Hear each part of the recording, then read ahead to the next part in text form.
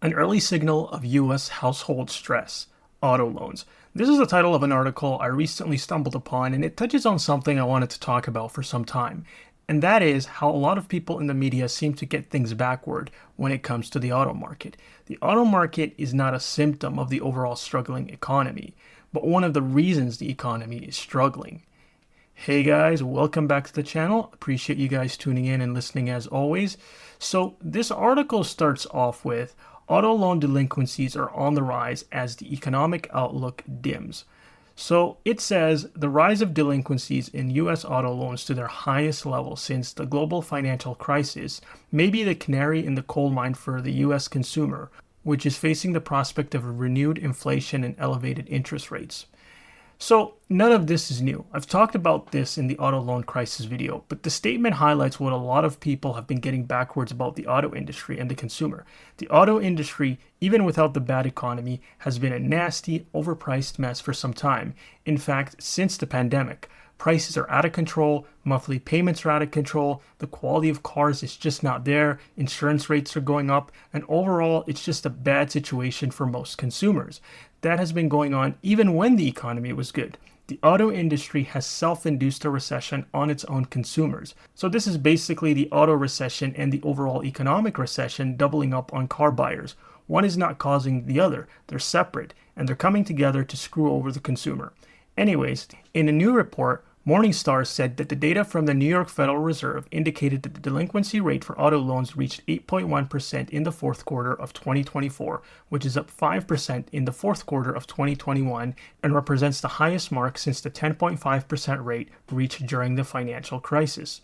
Okay, so these numbers, in my opinion, do not tell the whole story. They underestimate how bad the issue is because it doesn't take into account that a lot of banks are willing to work with their borrowers before officially marking them as delinquent. They don't want a wave of defaults and repossessions hitting the car market all at once because A, there aren't enough repo drivers out there, as I mentioned in my repo crisis video, and B, they don't want the regulators to ask them why they are approving so many loans on overpriced cars to consumers who can't afford them.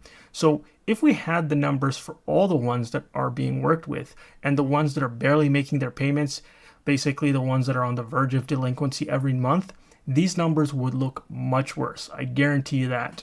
Here's the thing. A lot of banks are approving more auto loans than they should. With the average purchase price of a vehicle at around $50,000, a lot of consumers can't afford to get into these cars, even on 6 or 7 year loan terms. The banks know that, but if the banks admitted that, their approval rates on loans would drop massively. And so they are just gambling based on the numbers. They know a large chunk of these borrowers will default on their cars, they'll need to get their cars repossessed, and another even larger chunk will need leniency from the bank. And most of these loans will just roll over into negative equity on new loans when these buyers can't pay for the maintenance of the vehicle once the warranty is done.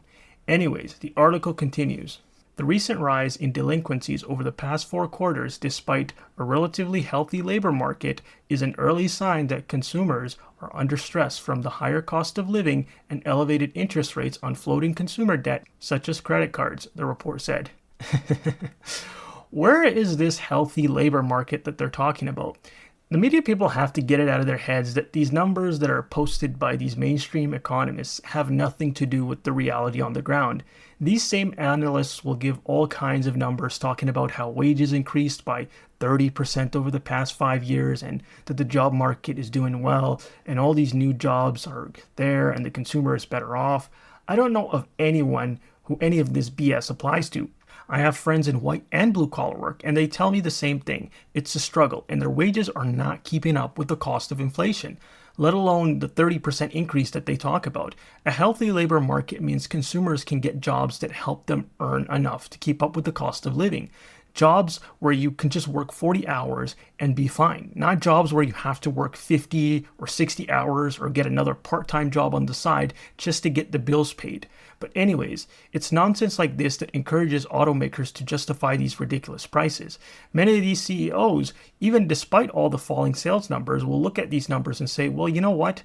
Even though our sales numbers don't reflect it, the overall numbers being posted by these economists and mainstream media outlets is saying that consumers are better off, and thus we can keep these high prices. But the reality on the ground is that's not true. And when we start to see more delinquencies, when we start to see more defaults, I think eventually these automakers are going to realize that. But anyways, links to the article are in the description below. Let me know what you guys think of all of this. And as always, if you enjoyed this, make sure to click like and subscribe. See you guys in the next one.